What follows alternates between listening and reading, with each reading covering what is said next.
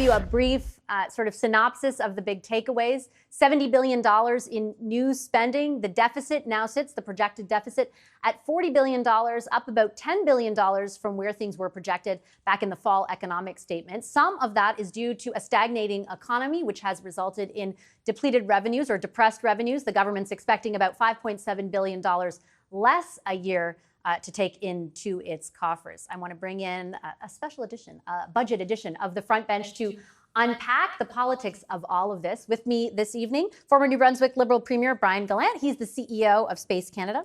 Former Conservative Deputy Leader Lisa Raitt. She's the Vice Chair and Managing Director of Global Investment Banking at CIBC. CTV News political analyst and former NDP leader Tom Mulcair. And the Globe and Mail's Marika Walsh. Hi, everybody. Again, everybody, and we'll bring Marika in this time. Marika's been in the lockup all day, so welcome. Lucky me. Yep, freedom. Let me get your take, first of all. I was really interested in the framing of Minister Freeland around fiscal responsibility, insisting that it's the case and that actually the reason that they can make the cuts is because they spent that money in the first place. How do you think that goes over, and does it necessarily matter to the people who are voting Liberal? Well, if you take the last three elections, you would think that it doesn't matter to the people that are voting Liberal because it's kind of been a track record of them to spend more than they promised the year before. I think when you look at the government's argument of fiscal restraint, it becomes more and more difficult to see where it is because the sort of guardrails keep changing. And for example, this next year, the debt to GDP ratio will actually increase. And the one thing that she's said over the last few years is that will continue to go down, and that will be their anchor for fiscal restraint. So we see that that also doesn't quite hold up. And moreover, we see that the government now is not projecting surplus, even in the 5-year horizon. That's a big change from last year. She said that might have been in part due to the response to the IRA in the US, but there is a lot of spending in here. You can't say there isn't. Is there more, Lisa, than you expected? I know you had your eye on growth. As a secondary question, did this do what you wanted it to do in that respect? Well, we're going to find out. And how we find out is if business follows the money that's been put in the window by the federal government. And that's something that we're going to have to see. As you know, Vassy, I co-chair something called the Coalition for a Better Future. We have a scorecard, and we're keeping track of the importance of things like business investment. The government has to set the signals in a budget that this is the direction we want you to go in. Now it's up to business to take that direction and move forward with investments. I found it really interesting, very happy to see the work in clean electricity, telling Crown corporations and provinces, you got to build out. Really happy to see the incentives around clean tech so we can be part of those clean energy supply chains that are coming home to North America. But the piece I'd like to see a little bit more around is Indigenous participation on the equity side in these major projects. There's a placeholder in there saying we'll discuss it a little bit further. I think this was the budget where we really wanted to see the federal government ante up with loan programs that would be able to support Indigenous equity in these projects, which are so important for our country's emissions reductions. Brian, you said just in advance of the tabling of the budget that this is like the most important document that tells Canadians what the government's priorities are. If you're looking at the document now, what do you view the priorities? What is their message on that front, do you think? If I'm being sort of completely sort of judgmental of what they needed to do, I think it is a bit of a grab bag, and it's not necessarily their fault. The context of this budget has to be considered, and I think Joyce, just before our panel, made a good point. There's a lot of reaction in there, right? It's reactive because a lot's going on, right? And the idea that they have to react to the Biden administration's Inflation Reduction Act is completely normal and to be expected. The U.S. does something, the whole world reacts, so it's only a question of degrees. So in this case, I think that's normal. In terms of I think their ongoing message, there's no doubt that they want to work hard on fighting climate change and protecting the environment, and that obviously holds true in this budget.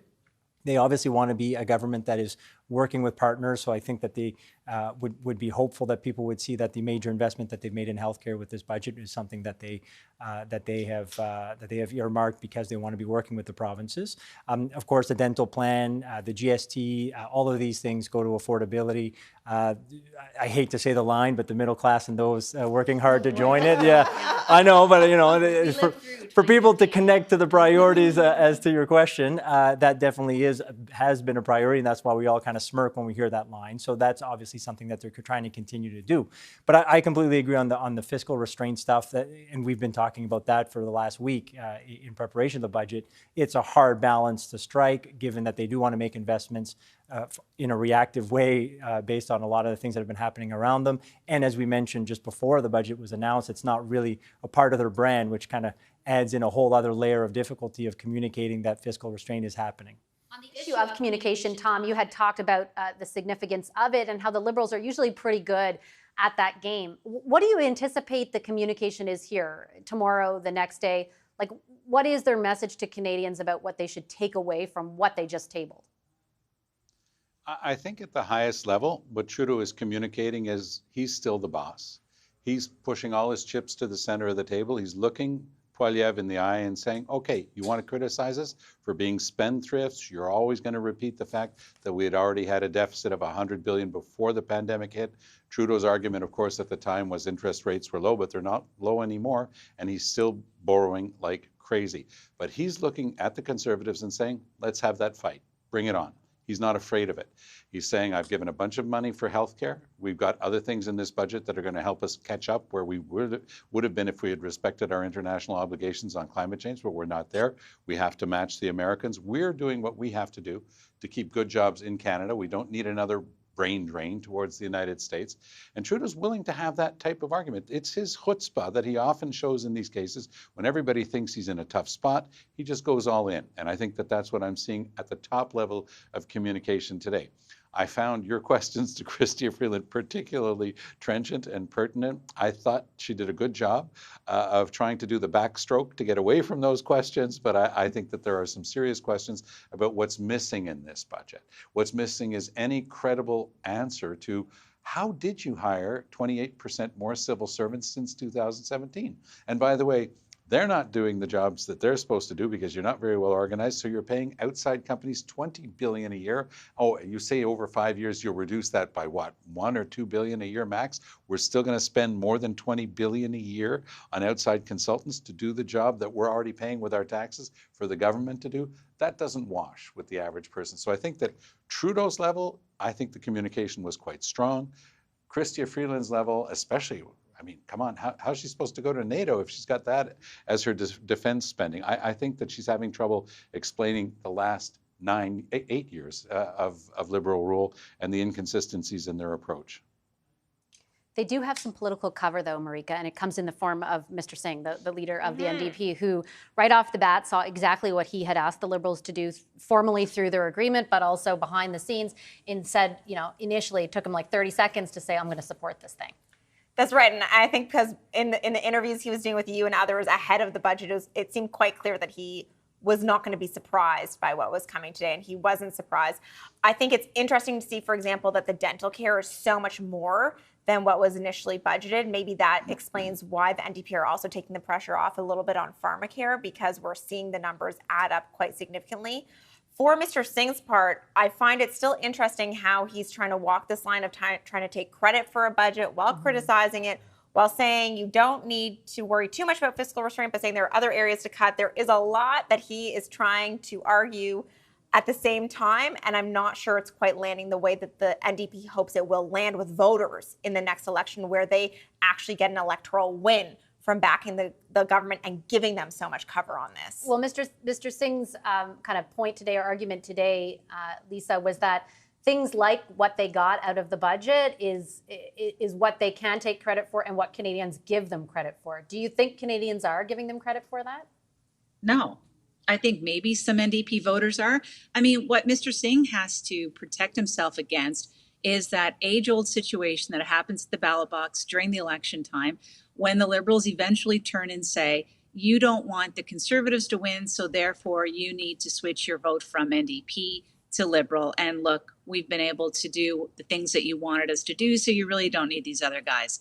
So I appreciate the enthusiasm with which the leader put his point forward. And yeah, some folks are going to be really happy about it. But unfortunately, I think at the ballot box at the end of the day, being the partner propping up the government doesn't necessarily give you the keys to whatever prime ministerial residence we have these days, 24 Sussex or Rideau Cottage. Tom, sorry, pardon me. I thought my earpiece cut out for a second. I thought you had stopped. Tom, I wanted to get your take on the same thing. Do you think people are giving the NDP credit for things like the expansion of dental care, things like the extension of the GST rebate?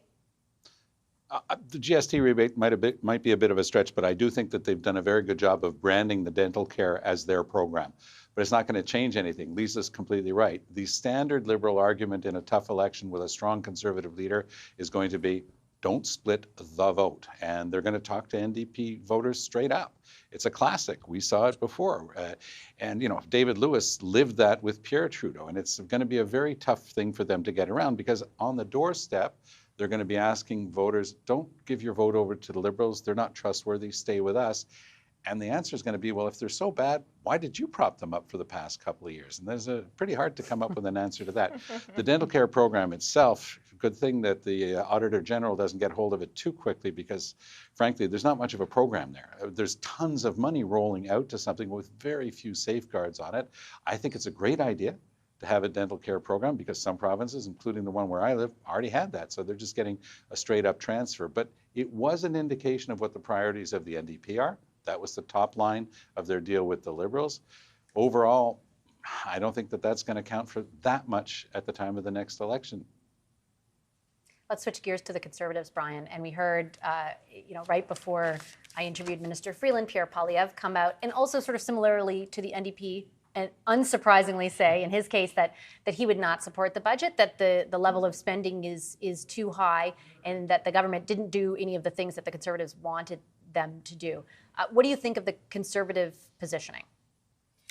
Not a surprise, and I think if we were to give credit to one of the people on this stage, on the political stage, that's a very good communicator, is definitely Poilievre. He's very astute. He knows how to take an issue and within 10, 20 seconds tell a story, say something that will resonate with Canadians. And he's been hammering affordability for quite some time. He's been setting up the budget with regards to fiscal restraint as well. So by doing that and effectively communicating that stuff, he feels pretty confident politically to be like, no, I'm not even entertaining this. This isn't good enough. You know, all the things that I've been prepping in my 10, 20-second clips that are quite effective, you didn't do it, so no. And obviously he gets into the media cycle right away as saying that this budget is not worth supporting. I think, though, even if Poilievre doesn't want to sort of give time to think about supporting the budget, I do think that at one point he's going to start to get into the rhythm where he's going to have to start to say, well, what would you cut, and what would you sort of do to be able to fix the finances? And look, they'll say answers, and I've seen this at my level as well when I was in politics. They'll give an answer that's one that Canadians want to hear. So sort of cutting spending to consultants. Okay, well, that's a part of the budget, sure, but it's a very small part. So what's the next cut, right? So they'll get away, I think, for a little while of kind of listing off something that's pretty popular, and Canadians would say, yeah, cut that. That's ridiculous. But at one point, he's going to have to as we get closer to an election, start to get a little more detail around where he would go. The one thing I would say, though, is Liberals, I think across the country, federally, over time, have always liked the position where they feel the NDP is sort of, quick to do one thing and support something over here, and then the Conservatives are quick to do something and support something over here. So in this case, it's like NDP quickly support it, Conservatives quickly say they're not going to support it, Liberals sort of feel they're in the middle. That's usually where they feel comfortable. Back the front bench for their final thoughts. Lisa Raitt, Tom Mulcair, Brian Gallant, and Marika Walsh are here. Lisa, I'll start with you. I'm sure you're also unsurprised that the Conservatives are not going to support this budget. What if you were advising them on a message tracked around it? What would you tell them? They don't need my advice. They had the Manning Conference. No, they're doing a good job. They had the Manning Conference last week, and former Prime Minister Stephen Harper got up and he said the job of opposition is to oppose, focus on what the government is introducing, and point out where it's going wrong, and keep on that track, and don't offer up new policy, and don't get into that discussion of what your policy would look like. I think they took the advice to heart because they came out early. They set the guidelines. They're sticking to their lines. I've seen now both the leader and the finance critic say exactly the same thing. This is going to carry them through the entire process. Honestly, Vassy, it's the best opposition response I've seen in 15 years. It is really coherent and really smart. So, applause to the party for that. Tom, what do you think about that? Well, I know a little bit more about opposition than being a minister because I spent a lot more time in opposition and I understand the goal, to upset the government's agenda and to criticize and criticize. But at some point, as you've correctly said in some of your questions, Vassy, they're going to have to start providing answers. What would they have done during the pandemic if not help families and make sure that the jobs were there by helping the companies? What would they cut now? What would they cut? And there's never going to be an answer to that. Very glib answers, rolling back. I love the fact that you pointed out that on the carbon tax, there's a rebate. Almost all of that is returned to the families that have paid that because that's the way the system works. They choose to ignore that. I think that the Conservatives are doing a very good job of criticizing, but at some point, there's going to have to be more. People have to see in them a potential government, and for now, it's not there. I've just got a few minutes left in the show, Marika, and I wanted to get your thoughts kind of looking ahead. We had talked in the roll-up, in the lead-up to all of this, about whether or not the government would be able to use this as a bit of a political channel changer. And I don't mean it in a glib way or a crass way, but we're talking about politics on this show, so it makes sense. Do you think that this effectively does that for them?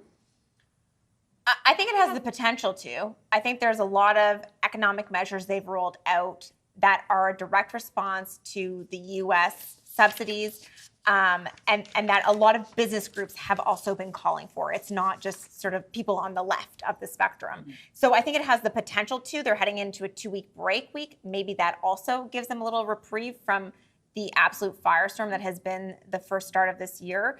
But I think it's too soon to say how they actually played out. They're not always good at continuing the budget message. So I think we have to see if it's more than a one-day story. And I'm guessing that will be sort of impacted, Brian, by if there are new allegations that come forward on the elections interference or Chinese meddling, alleged Chinese meddling file, but also B, to your original point that you made, I think, when the panel first convened, that it is a bit of a grab bag, right? Which might present a challenge in the way it's communicated going forward.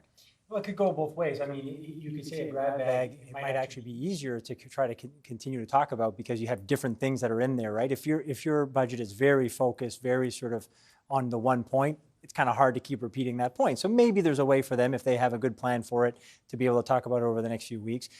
To your sort of original point, though, I think that the Biden visit, the budget, and a 2-week, to your point, 2-week break is a pretty good way to try to change the channel. And if they're not able to change the channel with those three things, then they're certainly going to get a little nervous because those are really some channel changers. One thing I'd like to mention, though, on what was mentioned by Lisa and Tom, I'm going to take a bit of a different point of view, though. I do think that leaders of the opposition definitely have a role to play of keeping the government to account and criticizing. But when you're the leader of the opposition that's going to carry your party into an election, you're also auditioning, you're asking Canadians to give their confidence to you to become prime minister or premier, or whatever the case might be. So there's a dual role. And one thing I've always said, Poilievre is very, very astute, very good at communicating as a leader of the opposition. He's going to have to, at one point, transition a bit more to auditioning for prime minister. Everyone's going to get upset. Okay, I'll leave it there. I really appreciate all of you making so much time today for your analysis. It's been really beneficial, I think, to everyone watching and certainly to myself. Thanks to Lisa Raitt, Tom Mulcair, Brian Gallant, and Marika Walsh.